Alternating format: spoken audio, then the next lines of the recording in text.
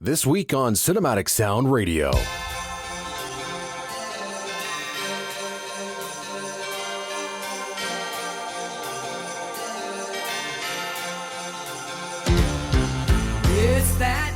Today we're presenting our annual Christmas special, featuring some classic Yuletide tunes and music from some non-traditional Christmas favorites.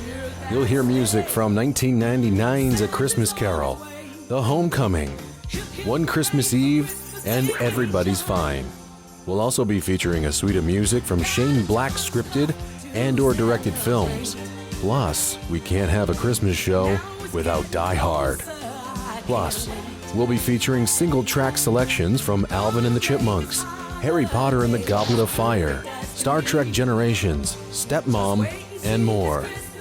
Thank you very much for joining me. Sit back, kick up your feet and relax as Cinematic Sound Radio begins now.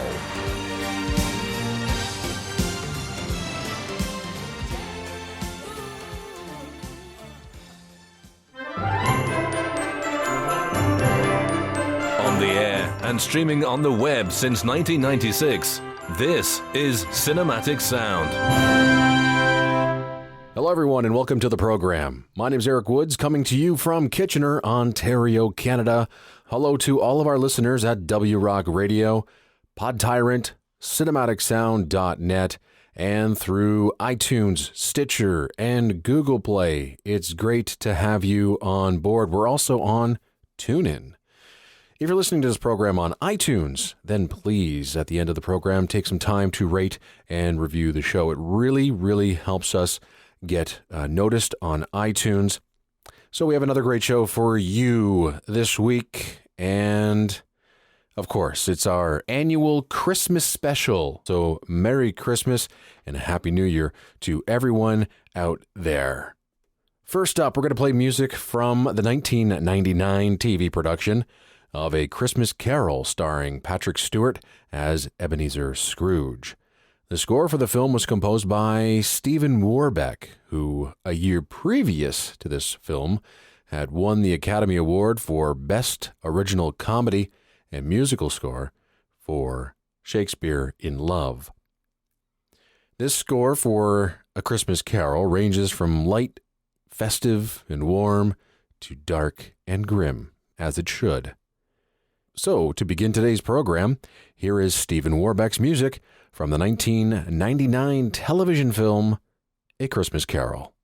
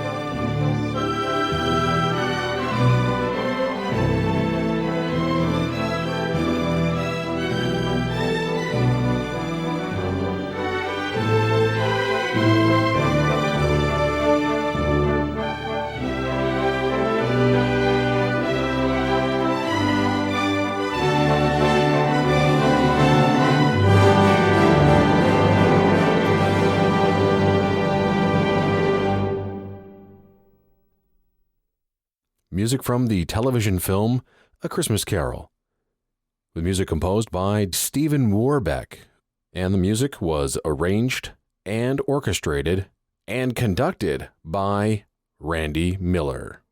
And the album is available on Varese Saraband Records.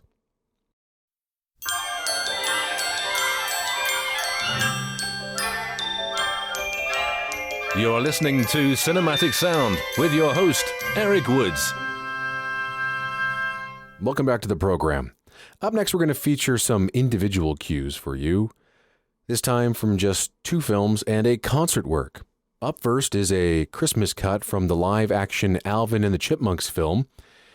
In this cue, called Christmas Morning, composer Christopher Lennertz mirrors the youthful and mischievous excitement of Christmas morning with sleigh bells, plucked strings, synthesizers, piano, and woodwinds, along with an interesting device, reverse triangle taps. Then we move on to the 4th Harry Potter picture, called Harry Potter and the Goblet of Fire. This is the film where Harry Potter himself received his own character theme. The other main themes in the 3 previous John Williams scores were all written mostly for the animal characters, Hedwig, Fox, and Buckbeak. Doyle lays on his patented sweeping strings and presents a concert arrangement of his new theme for Harry in a sparkling, wintry, dreamlike cue called Harry in Winter. Lastly, we'll play a concert piece from Patrick Doyle called Impressions of America, which is Patrick Doyle's musical interpretation of what the sound of America is to him from his own travels to the country and stories told to him by visiting relatives. Doyle takes the listener on a journey from the joys of eating pumpkin pie to the grandeur of the Grand Canyon. The score ranges from gentle simplicity to epic symphonic sweep and everything in between. The concert piece is rather simple, but it was designed that way, as it was initially written for and premiered as a children's or student orchestra piece.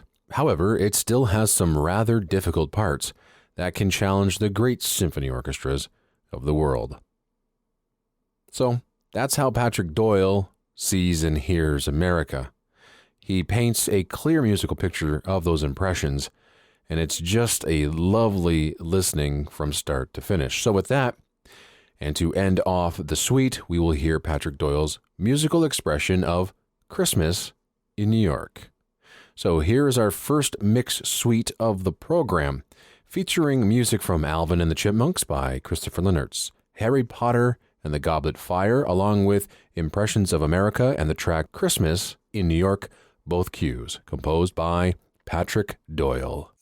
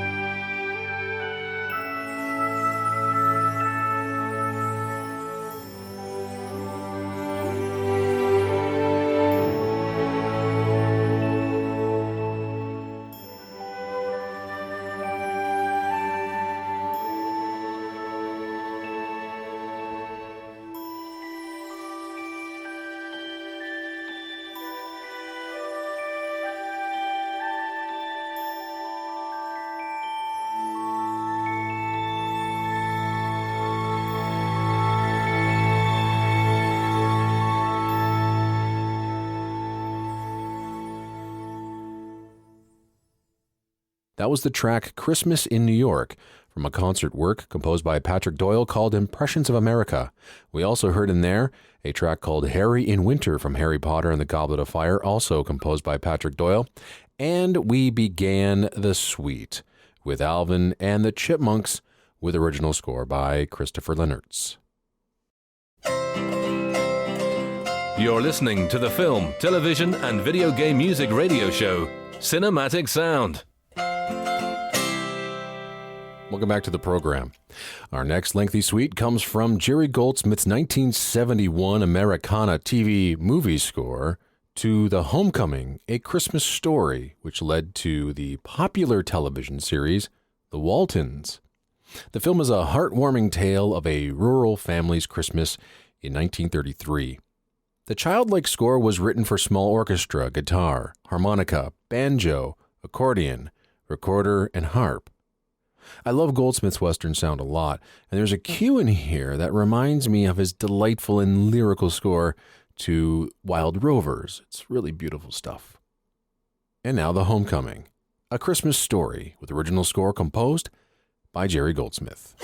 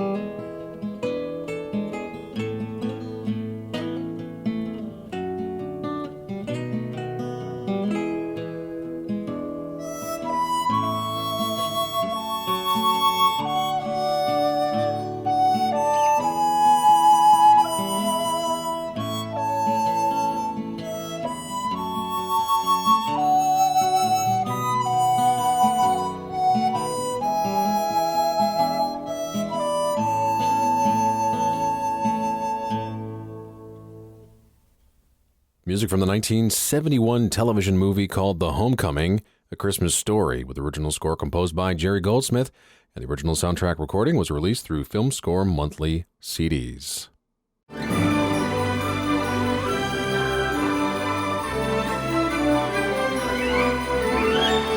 You're listening to the film, television, and video game music radio show, Cinematic Sound. Welcome back to the program.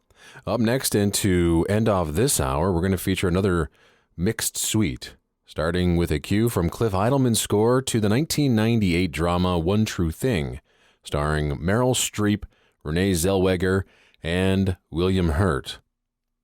The novel and film are based on Anne Quinlan's real life and her struggle of dealing with the death of her mother in 1972 due to ovarian cancer.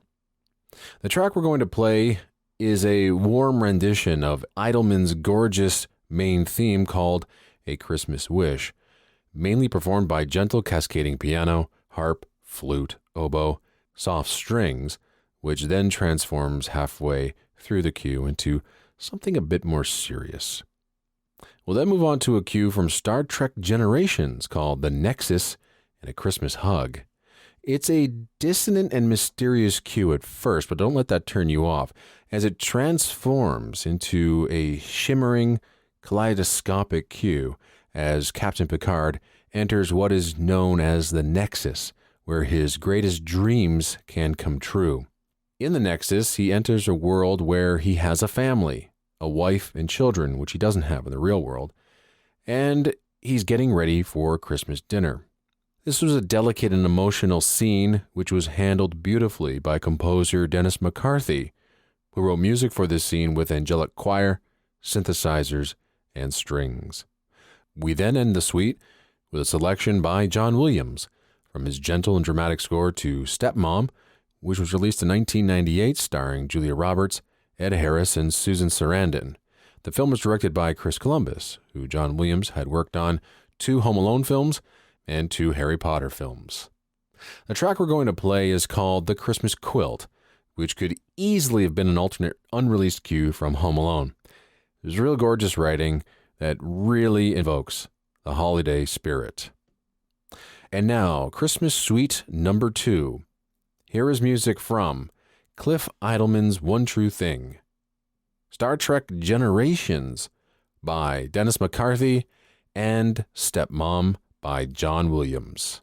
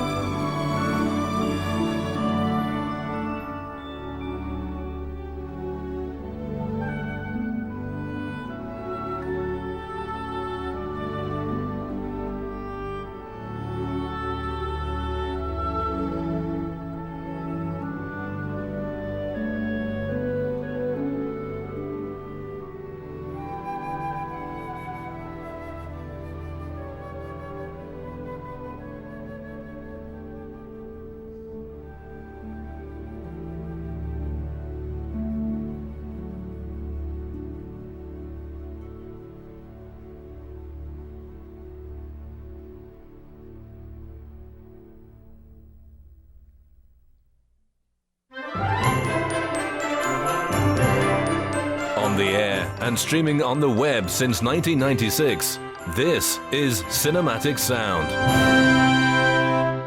Welcome back to Cinematic Sound Radio.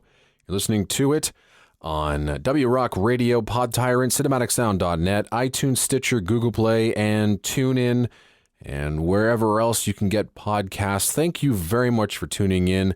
Merry Christmas. Happy New Year. This is Cinematic Sound's Christmas special. I hope you're enjoying today's program. This is hour 2, and we're going to open up with music from a movie called One Christmas Eve, which was released back in 2014. A very small movie. It tells the story of a series of mishaps that threaten a recently divorced mom's attempt to make her 2 kids' first Christmas without dad perfect. The film was directed by Jay Russell and starred Anne Heche, Brian T., and Kevin Daniels. The score for the film was composed by William Ross and Jerome Leroy and is centered around one central family theme. With the film being a comedy, the tone is rather light, with lots of sprightly writing for solo woodwinds and pizzicato strings. There's even some jazz in there and grand orchestral flourishes in the score. It's a perfect little album to play during the holiday season. And just a note, due to scheduling conflicts, Ross employed the services of composer Jerome Leroy to write additional music on the project. And now music from the 2014 film One Christmas Eve. The original score composed by William Ross and Jerome Leroy.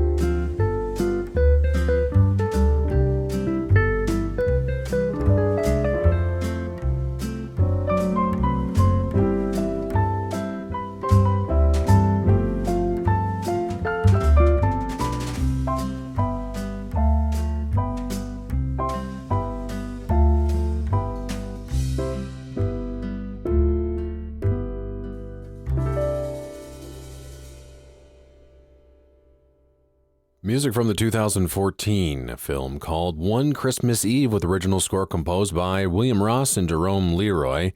The original soundtrack recording is available on Momentum RLP Records.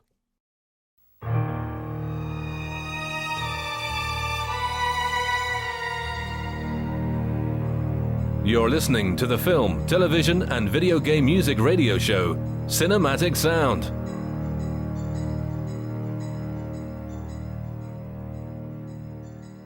Welcome back to the show. Up next, we're going to shift the tone of this show quite drastically. In the next suite, we're going to feature music exclusively from films written and or directed by Shane Black. Now, writer and director Shane Black is obsessed with Christmas, as you can tell by watching the films Lethal Weapon, Kiss Kiss Bang Bang, and Iron Man 3. In an interview he did with Entertainment Weekly back in May of this year, Black explained his obsession with the holiday like this.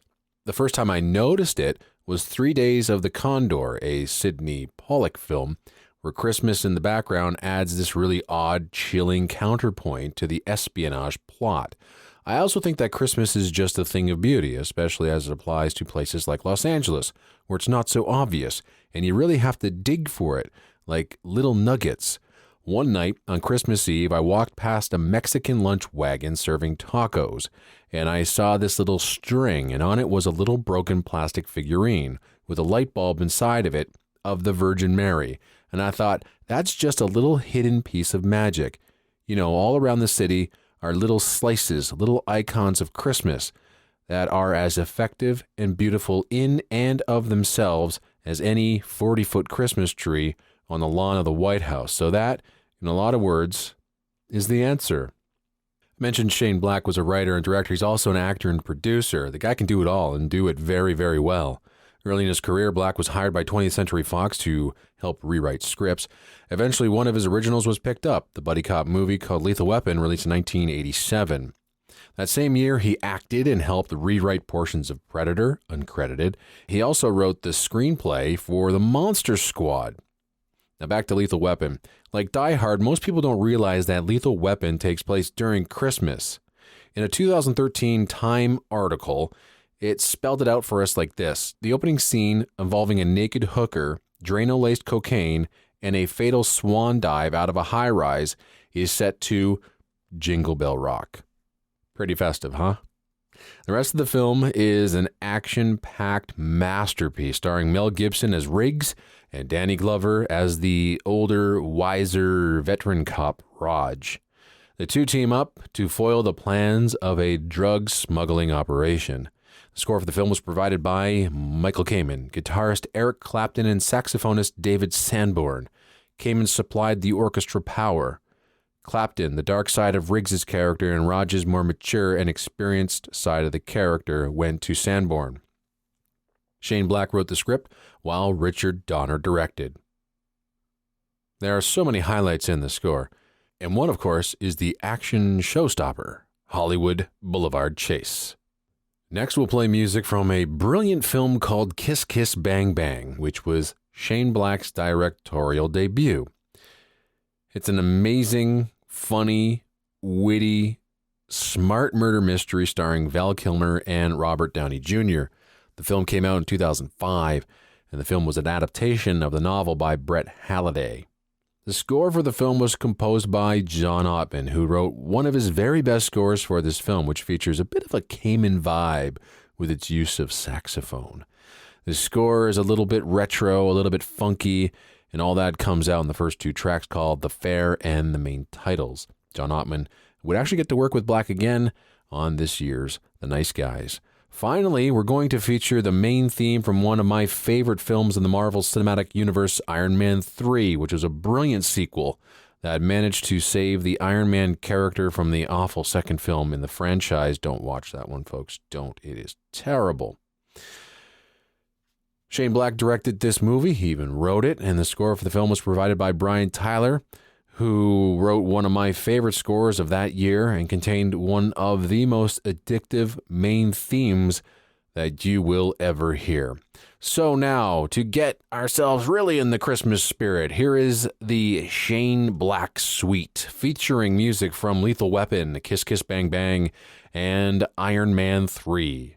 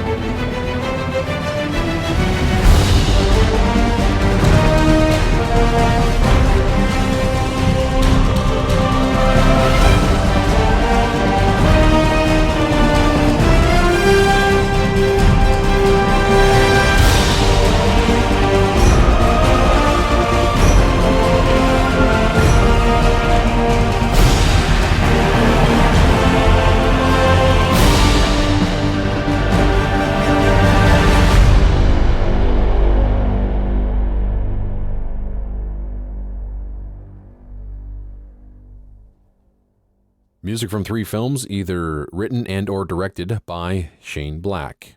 That was the main theme from Iron Man 3 by Brian Tyler. We also heard in there 2 cues, the fair and main titles from John Ottman's score to Kiss Kiss Bang Bang. And we also heard the thrilling Hollywood Boulevard Chase by Michael Kamen from 1987's Lethal Weapon.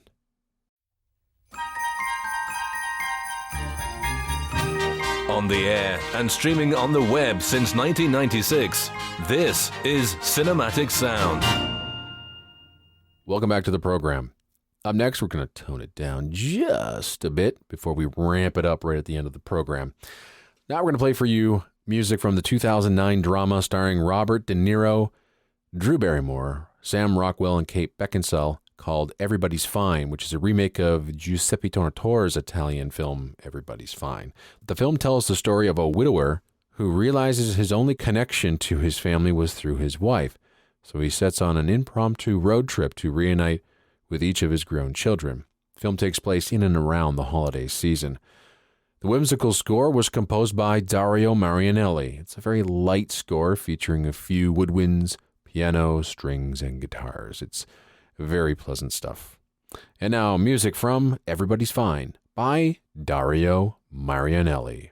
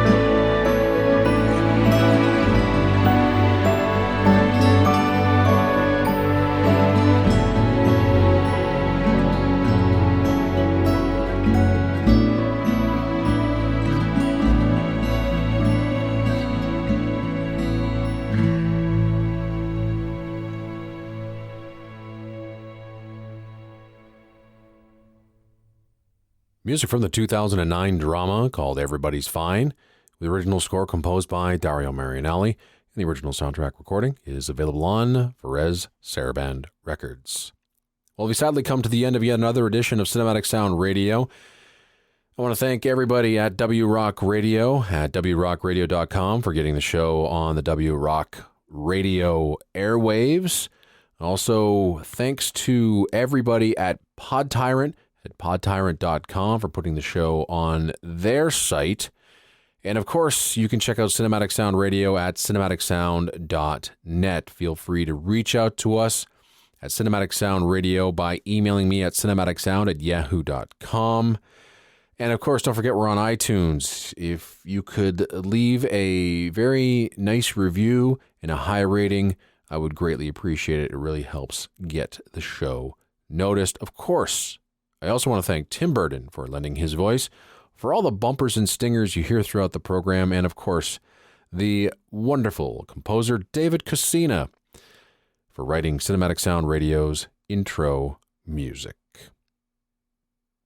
To end out today's program, we're going to play music from one of the biggest action blockbusters of all time, Die Hard, which spawned 4 sequels. 2 of them are good, that being Die Hard 2 and 3, and pretty much launched the career of Bruce Willis, and the score became one of Michael Kamen's earliest and greatest successes.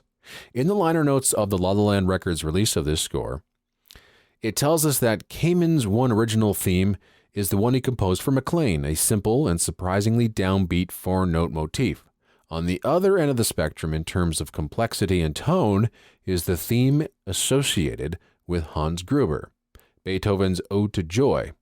In fact, it's the Ode to Joy and not McClane's theme that becomes the spine of the score. The liner notes continue.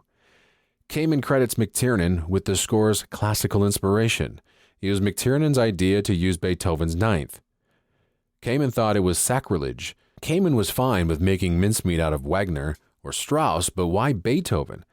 McTiernan, a Stanley Kubrick fan, gave Kamen an answer that surprised and delighted the composer. To McTiernan, Die Hard's terrorists were the lineal descendants of A Clockwork Orange's Droogs, and Kubrick had used Beethoven's Ninth as one of the principal themes in his 1971 film. Kamen agreed, but on the condition that he was also able to hint at other iconic pieces of music from that hit of Ultraviolence. For instance, he used Singing in the Rain, which Kamen linked mainly to the terrorist's computer hacker cohort, Theo. And there are quotes from Christmas tunes and other classical pieces throughout the score. It's really it's an exciting score, but far more suspenseful than you remember. And the score was quite chewed up in the film itself. But La La Land Records released this album after Perez Saraband Records got their hand on it first. But La La Land Records release does feature much improved sound. And now to end off today's Christmas special, we are going to play for you music from Die Hard with original score composed by Michael Kamen. I don't think I'm going to be back next week. We're going to take a break over the holidays and we'll return in the new year with more great new episodes of Cinematic Sound Radio. And until then, take care, happy listening, and Merry Christmas, you filthy animals, and a Happy New Year.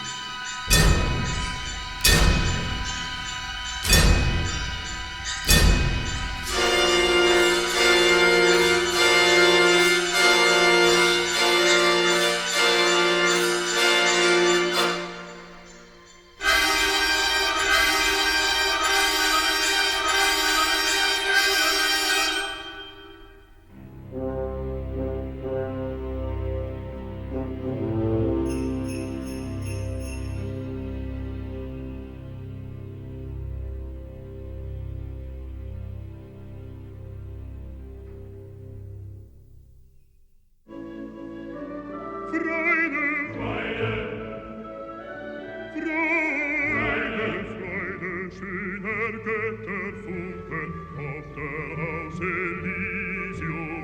Wir betreten feuertrunken, himmlische dein Heiligtum. Deine Zauber binden wieder, was die Mode streng geteilt. Alle Menschen werden